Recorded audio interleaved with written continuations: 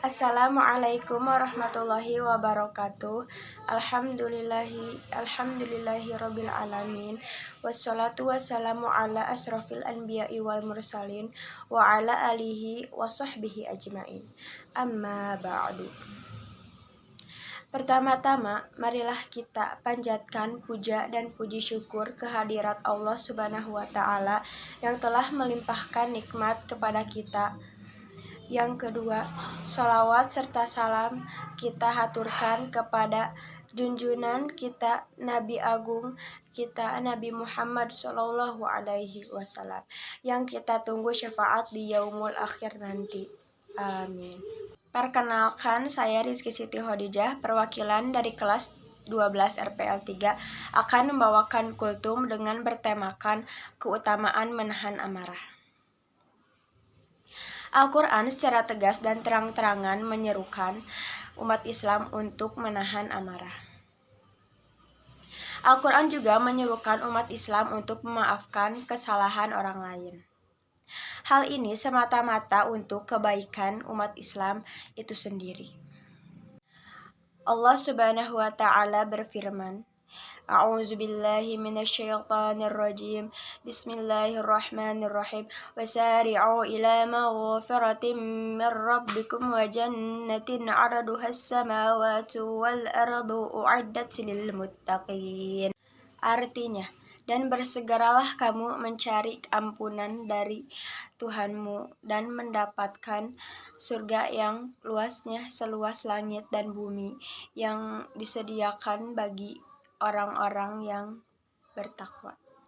Quran Surat Ali Imran ayat 133. Memang kadang sulit untuk menahan kemarahan yang sudah begitu memuncak. Namun ayat di atas memberikan petunjuk cara melakukannya. Quran Surat Ali Imran ayat 133-134 menjelaskan bahwa menahan amarah hanya dapat dilakukan apabila ada kesiapan hati untuk memaafkan. Demikian juga sebaliknya, seseorang yang mudah memaafkan kesalahan orang lain akan menjadi penyebab dirinya tak mudah melampiaskan amarah. Tak tanggung-tanggung Allah menjanjikan surga bagi mereka yang menahan amarah dan memaafkan. Mereka akan disukai oleh Allah Subhanahu wa Ta'ala, sesama manusia dan juga malaikatnya. Dikisahkan Abu Bakar radhiyallahu anhu, Rasulullah Shallallahu alaihi wasallam memberikan nasihat elegan dan pesan yang istimewa agar seseorang yang dicaci atau disakiti hatinya tak perlu membalas dengan perbuatan kotor.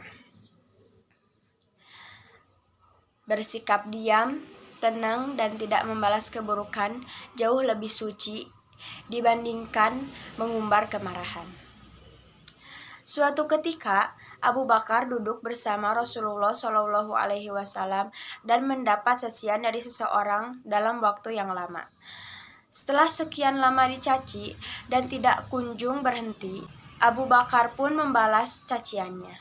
Rasulullah Shallallahu Alaihi Wasallam marah lalu berdiri. Abu Bakar menyusulnya. Lalu ia berkata, "Wahai Rasulullah, dia mencaciku, padahal engkau duduk bersamaku. Ketika aku membalas beberapa caciannya, engkau malah marah dan meninggalkanku." Mendengar pertanyaan sahabatnya, Rasulullah Shallallahu Alaihi Wasallam memberikan nasihat bahwa ketika Abu Bakar diam, ada malaikat yang telah membalaskan cacian untuknya. Sebaliknya, ketika cacian itu dibalas, datanglah setan. Kisah ini memberikan inspirasi berharga, betapa menahan amarah akan mendatangkan kebaikan. Beriringan dengan itu, sikap memaafkan pun harus dibangun. Memang sulit, tetapi bukankah kita mendambakan ampunannya? Semoga kita termasuk dalam kategori hamba yang mendapatkan ampunan dari Allah Subhanahu wa Ta'ala dan surganya. Semoga di bulan Maulid ini kita menjadi ajang penempatan diri untuk lebih pandai dalam menahan amarah dan memaafkan. Pada akhirnya, ibadah kita akan disambut dengan ampunan dan ridhonya. Sekian kultum yang dapat saya sampaikan. Mohon maaf apabila banyak kesalahan. Akhirul kalam. Wassalamualaikum warahmatullahi wabarakatuh.